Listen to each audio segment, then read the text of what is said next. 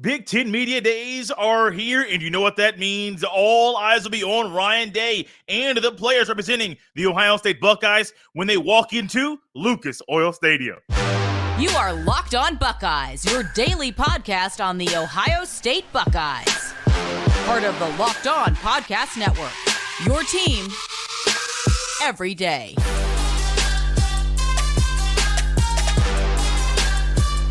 What is up, Buckeyes fans? Welcome back to another episode of Locked On Buckeyes for the Locked On Podcast Network. I'm your host, Jay Stevens, also the host of the Jay Stevens Podcast. It is Wednesday, July 26th in the year 2023, and I want to thank you for making Locked On Buckeyes your first listen or first watch of every single day. During today's episode, I have three questions I want to answer from Ryan Day at Big Ten Media Days, and we will discuss Jim Harbaugh's foolishness.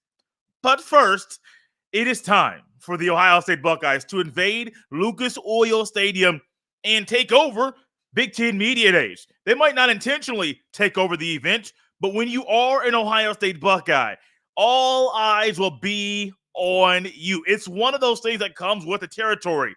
You're a leader at Ohio State. You're one of three players representing the football team, and you're there as possibly someone who could be a future first-round pick in Marvin Harrison Jr. or JT Tuimoloau, who could be one of the best defensive ends in the entire country, or a guy who can wear the Blanco jersey in Cade Stover. Alongside of them will be Ryan Day at this event, and Ryan Day is one. He's going to have more time talking to the media and on TV than any other player.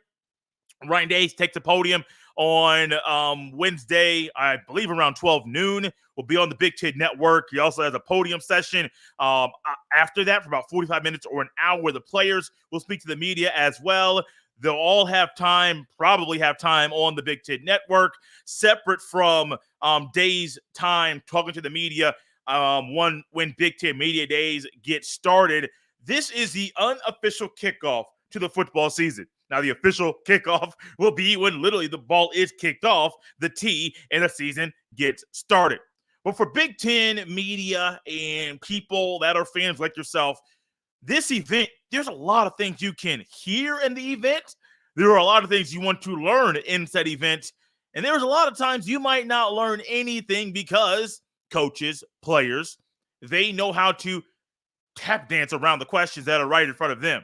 You might want to try to figure out questions about maybe the running back situation, or maybe who has the upper hand in the secondary, or what incoming freshman has wowed you the most. You may want to learn about all those things, and Dave might not say one freshman has wowed him the most. It might be, well, here's 5 or 6 or 7 guys. Not trying to leave anybody off, but here are some guys that were early enrollees. They've done their thing. Here are some guys that are summer enrollees. They've done their thing. You might not get all of your questions answered, but this event is big for Ohio State. When you add in the news about Jim Harbaugh recently, or at the time of this recording, the suspension that has been announced, it's expected. I don't know that if it's been handed down just yet, but it is expected that Harbaugh will be suspended for 4 games. Why? We'll touch on that later in the show. Also, the situation at Northwestern and conference realignment. USC, UCLA joined the conference next year. Will there be conversation about Washington, Oregon joined the conference at the event? Probably. Notre Dame. Will Notre Dame leave their independent ranks and join the Big Ten Football Conference? That will be something. Going to be very, very hard to do that when all the other sports, almost all the other sports, are in the ACC. I think Notre Dame hockey is actually in the Big Ten. It just makes geographic sense for them to be there. In this event, Ryan Day is going to be asked also about conference realignment, and not just the Big Ten, but as a whole. And he'll have to touch on it at some point. The college football playoff. Joel Klatt actually interviewed Ryan Day recently, and he discussed what changes would Ryan Day like to make to the sport. Ryan Day said hash marks, move them in, not keep them so far out. And that was not the thought that Joel Klatt thought about. The question was about targeting. And that was in Joel Klatt's mind. And I guarantee you, Dave might have to answer questions about that as well. Think about some other things Day and the players might have to answer. Losing to Michigan 2 years in a row. It's not acceptable. How are you fueling yourself following a loss to Georgia, the end of the season that many people believe? Ohio State beats Georgia. Ohio State wins the Natty. The narrative and the conversation we're having right now this all season is a whole lot different if Ohio State gets and hoists up the trophy, the national championship trophy, at the end of the season. Ryan Day also knows this is a pivotal season for him. Think about how the season could go. Ohio State has Wisconsin. They play Penn State. They play Notre Dame. You got Michigan. There's a 5-game stretch. I don't have the schedule right in front of me, but there's a 5-game stretch where things could be pretty dicey, pretty tough for the Ohio State Buckeyes during this season, during a 5-game stretch. Guys, this is all stuff we're going to be able to possibly get answers about or hear about at this big event. I will not be at the event, the first time in 3 years that I will not be at the event, but I will be taking notes at home, watching stuff on TV to get all of the notes that we need to discuss here on the show following Ohio State's appearance at the Big Ten Media Days. What questions do you have? Because if I think about things that I have questions about, you might have questions about the quarterback competition. You might have questions about possibly Harrison Jr. and McCord playing pitch and catch during the season. You might have questions about how is Tuimoloau preparing himself to be a leader for Ohio State in the fall. You might have questions about simply, would Ohio State do well being an independent? Like, these might be some off-the-wall questions that might not be asked all the time. But at this event, there's so much time. There's so many people that cover the Big Ten Conference that'll be there on Wednesday and Thursday that there's a lot of stuff that will be asked or discussed that might not normally enter your mind. But also, there's room, this event, with there being so many people there, it's a long event. Like, I'm not trying to say, like, it's long to me. Like, a lot of people think, like, the duration, 2 days is a great time, great way to do the event. When you think about how long it's going to be from the start to the finish, and all you're doing is basically from 10 a.m. or 11 a.m., whenever it starts, whenever the Big Ten commissioner takes over the podium, and then all the way till about 4:30, 5 o'clock, it's interviews, baby. It's a full-on interview session. And you're not the person getting questions asked to. You're trying to ask questions and also get some stuff, take notes down for articles or for shows like this. It's a big event. And Ohio State also knows there are many people that are not believing in them to win the Big Ten Conference, to beat Michigan, make the playoff, or even to win the Natty. These are all things that the Big Ten Media Days will have for the Buckeyes here. I believe all 3 players that will be representing Ohio State, Cade Stover, Marvin Harrison Jr., and JT Tuimoloau, are the ideal players, the perfect players to represent the Buckeyes during this event. I also believe when it comes to Ryan Day, hope he's ready. Buddy, I hope he is ready for what's about to come his way. Because if not, if he gets a little upset or shows a little uneasy feeling in regards to things that are thrown his way via questions, we're going to have a lot to talk about following the Buckeyes invading the Big Ten Media Days. With the Buckeyes being at the Big Ten Media Days, there are going to be questions that I want to ask Ryan Day, and you want to ask Ryan Day. I got 3 questions coming your way next year that I would love to ask Ryan Day at the Big Ten Media Days. You'll catch him here next on Locked On Buckeyes. This episode is brought to you by LinkedIn Jobs. These days, every new potential hire can feel like a high-stakes wager for your small business. You want to be 100% certain that you have access to the best qualified candidates available. That's why you have to check out LinkedIn Jobs. LinkedIn Jobs helps you find the right people for your team faster and for free. It's quick and easy to create a job post on LinkedIn Jobs. Then I add that it's free. Once you create your job post, add your job in the purple hashtag hiring frame to your LinkedIn profile to spread the word that you're hiring. Simple tools like screening questions make it easy to focus on candidates with just the right skills and experience so you can quickly prioritize who you'd like to interview and hire. It's why small businesses rate LinkedIn Jobs number one in delivering quality hires versus leading competitors. LinkedIn Jobs helps you find the qualified candidates you want to talk to faster. Post your job for free at linkedin.com/LockedOnCollege. That's linkedin.com/LockedOnCollege to post your job for free. Terms and conditions apply.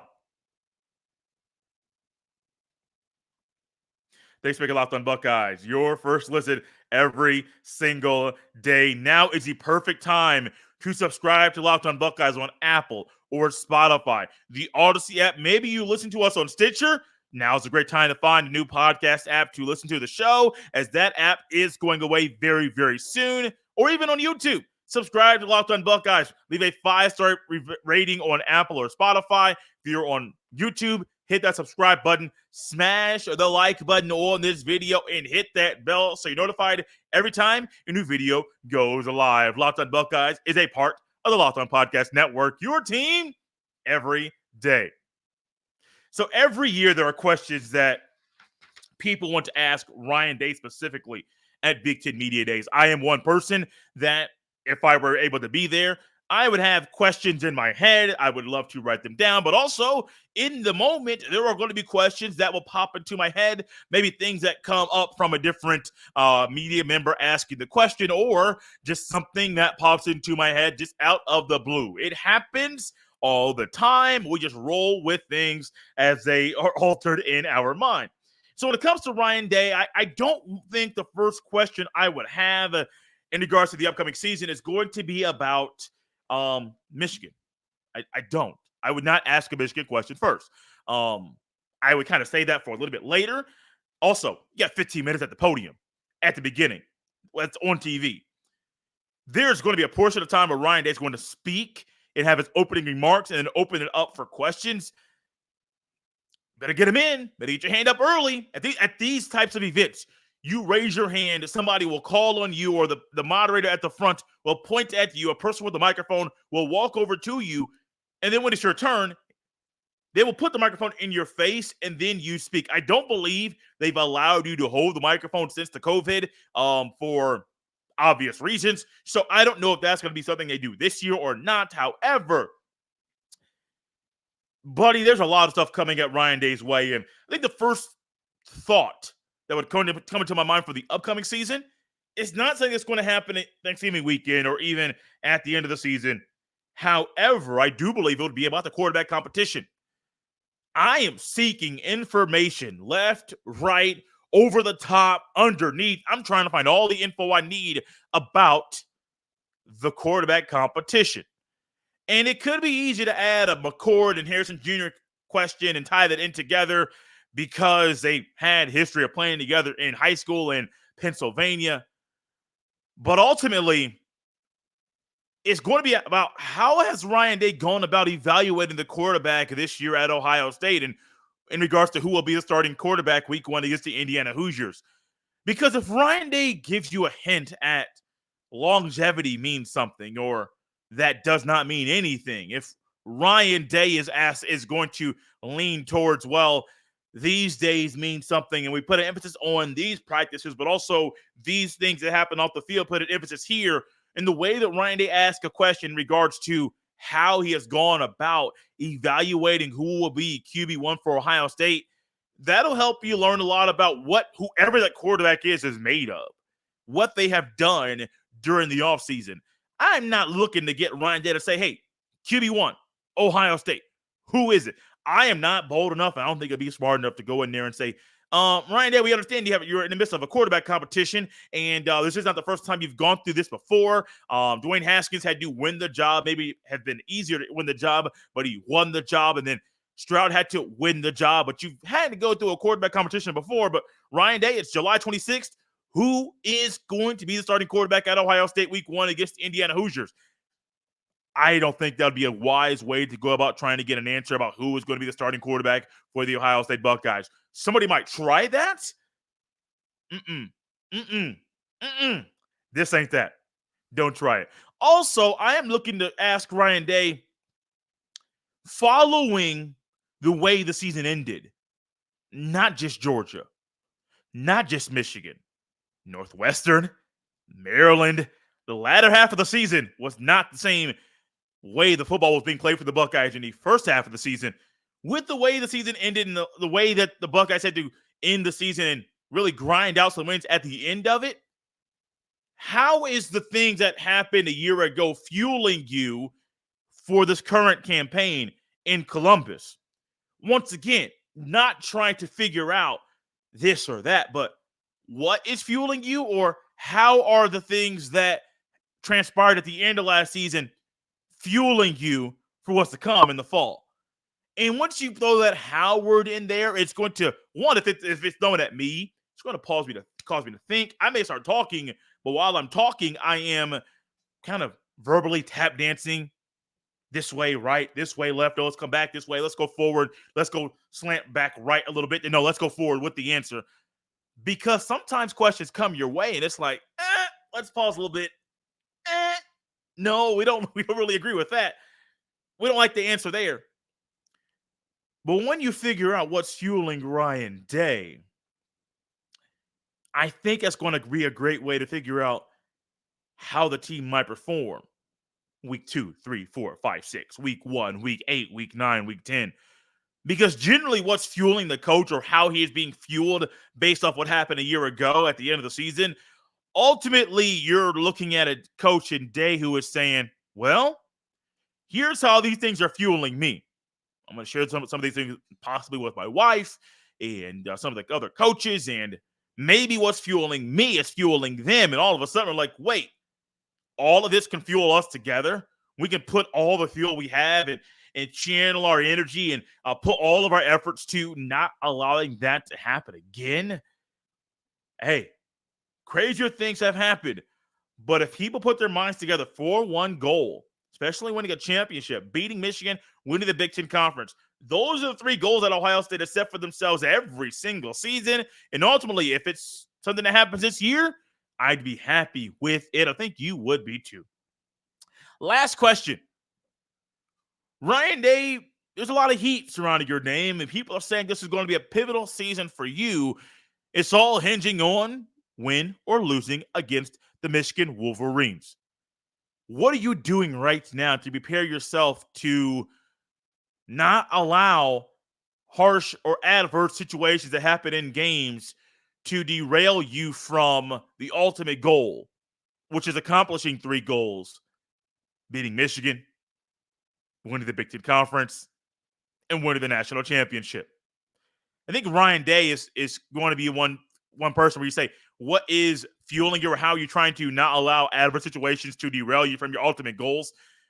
He's going to start thinking like, oh, okay, that's a different type of question, but also, what is kind of fueling me, and how will I respond? What are some steps I am currently taking to not allow those adverse or tougher situations in game to derail me? Because let's just be honest, Wisconsin, that could be tough. Michigan State, if they play out of their mind, that could be tough. Minnesota, that could be tough. Penn State, Michigan, Notre Dame, that will be tough. Rutgers and Purdue, maybe. It's probably going to be a night game. Maybe. Indiana should be a cakewalk. But you're going to have a lot going on and riding on the season in regards to Ryan Day and how he is going to be as a football coach for the Ohio State Buckeyes throughout the rest of the season. Those are 3 questions I have for Ryan Day. What questions do you have for Ryan Day? What would you ask Ryan Day if you were a media member sitting at a table, raising your hand, trying to get a microphone to ask a very important question to the man that is the head coach of the Ohio State football team? Coming up next, you see it there in the rundown on the right on the YouTube, Harbaugh's foolishness. Hinted at it earlier in the show, discussed he's probably going to get suspended for 4 games. Why? I'll let you know next on Locked on Buckeyes.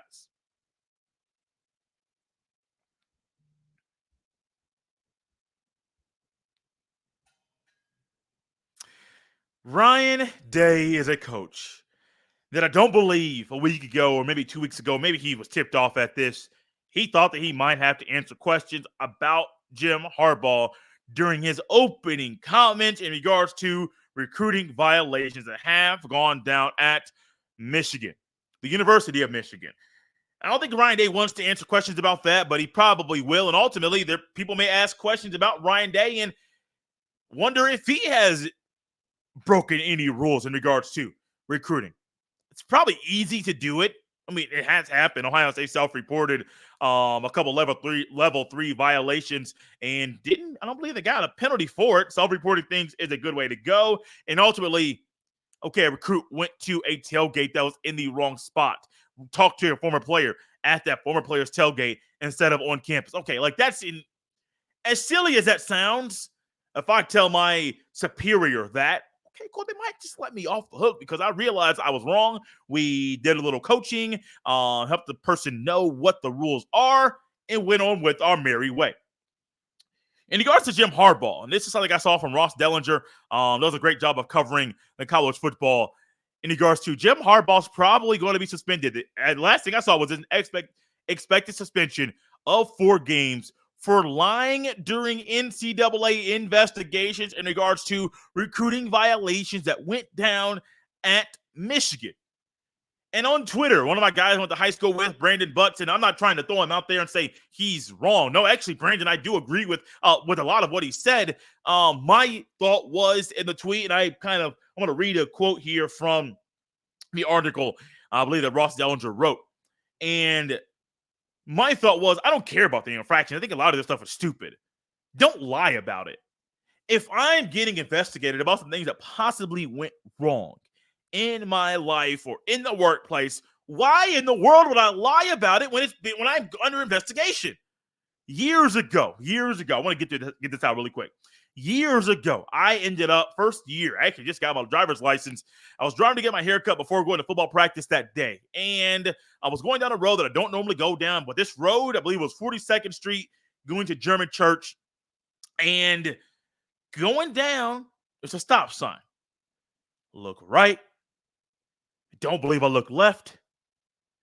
The next thing I know, bam. Now, you may not have heard that during the microphone, but bam. T-bone. Now, I walked away, had a scratch, had a cut under my arm, a little blood, but that was it.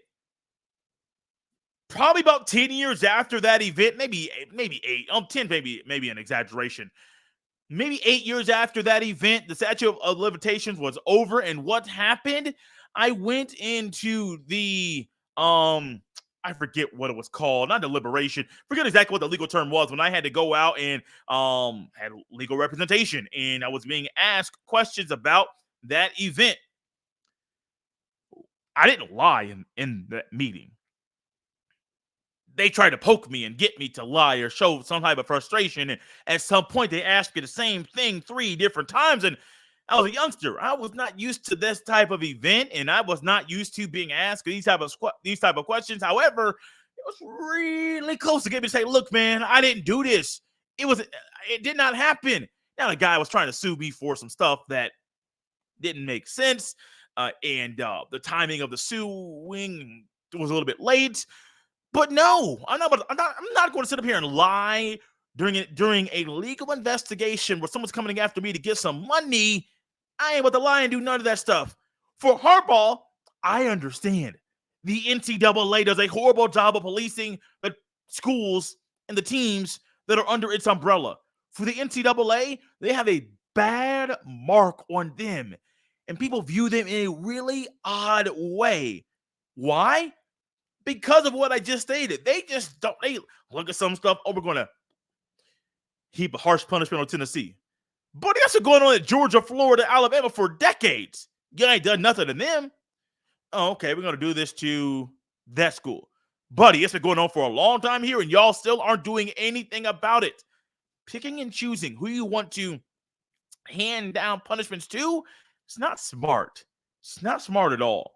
And in regards to Harbaugh, I'm going to read this word for word from the article from Ross Dellinger in regards to Harbaugh, his initial cover-up, and lying about stuff that didn't make any sense. Quote, Harbaugh's alleged initial cover-up was worse than the crime itself from the NCAA's perspective.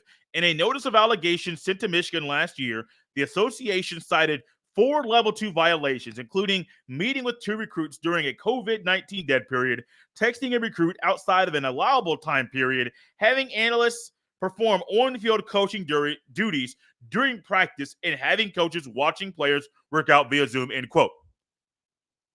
We've already seen Arizona State and Herm Edwards go through the ringer, and numerous coaches lose their jobs due to recruiting violations during that time period, the COVID.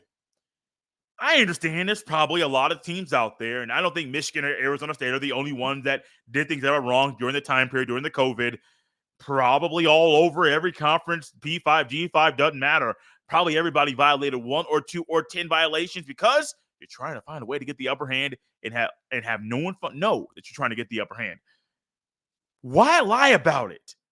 That's my biggest thing about this whole conversation about Harbaugh. His foolishness is lying. I don't see a way that Harbaugh's trying to benefit himself by lying about something like this during an investigation. If Harbaugh didn't lie, we probably wouldn't be having this conversation here on the show. I probably wouldn't have a reason to say Harbaugh was foolish. I don't care about this stuff. I mean, let's look at this again. Including meeting with 2 recruits during a COVID-19 dead period, testing a recruit outside of an allowable time period. That stuff happens all the time. Not the COVID-19 stuff. That was a dot in the lifespan of a lot of us, but it was a big dot in the lifespan of all of us. But I don't really care about half this stuff. I don't. Just be honest with you. I truly don't. Just don't lie about it. It's foolish. It's stupid to lie about these things for any reason. Jim Harbaugh. Many people say you're an odd individual. I think it was last year at Big Ten Media Days, or maybe it was the year before. I think it was a couple years ago at Big Ten Media Days. You had a comment, came across really odd, and I'm like, that was 2 years in a row, honestly. 2 years in a row. A couple years ago, it was about beating about the Ohio State. Last year, there was a question about scheduling, and he just looked at the guy and was like, I don't know. No, he didn't. He said, I don't know about the scheduling and how scheduling went down because Michigan's schedule last year was really weak. The schedule this year is really weak. However, it's really confusing, man. Harbaugh, wouldn't I be coming on here saying you're foolish and you did a foolish thing, but you lied? Just don't lie during an investigation. It's not really smart. Out of here on a Wednesday, coming back to you tomorrow. Also got a note about next week. Coming back tomorrow, recapping Ohio State's appearance at Big Ten Media Days. Coming back next week. Yes, coming back. It's a return to Locked on Buckeyes coming at you 5 days a week. That is right. The 2-month offseason here on the show, going 4 days a week, Monday through Thursday. It is over. It will be Monday through Friday. Going to try to filter in some live shows to see how they do.